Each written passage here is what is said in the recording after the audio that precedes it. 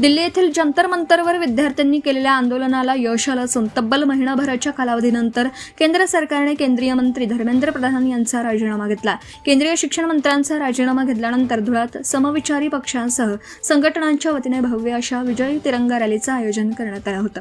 छत्रपती शिवरायांना अभिवादन करत आग्रा रोडवरून निघालेली भव्य विजयी तिरंगा रॅली महात्मा गांधी पुतळ्याजवळ समाप्त झाली। या तिरंगा रॅलीत 600 मीटर तिरंगा ध्वजाचा या रॅलीत वापर करण्यात आला होता। महापुरुषांसह शहीदांचा फोटो झळकावत तिरंगा रॅली शहरातल्या प्रमुख मार्गावरून मार्गस्थ झाली। आंदोलन करतो, अनेक तरुणांची डोकी फुटतात, पण ते न घाबरता किल्ला लढवतात तिथे। तर त्या धर्मेंद्र प्रधान शिक्षण मंत्र्याला राजीनामा द्यायला सर्व देशवासीय देशप्रेमींच्या ताकदीमुळे त्यांना राजीनामा द्यायला भाग पडलाय। धर्मेंद्रचं काम झालंय, आता पुढील काम नरेंद्रचं देशवासी केल्याशिवाय राहणार नाही। ज्याप्रमाणे दिल्लीमध्ये विद्यार्थ्यांनी आंदोलन करून इथल्या केंद्राच्या शिक्षण मंत्र्याचा राजीनामा हिसकावून घेतला, त्याचप्रमाणे महाराष्ट्रामध्ये देखील टीएटीची परीक्षा ही लीक झालेली आहे।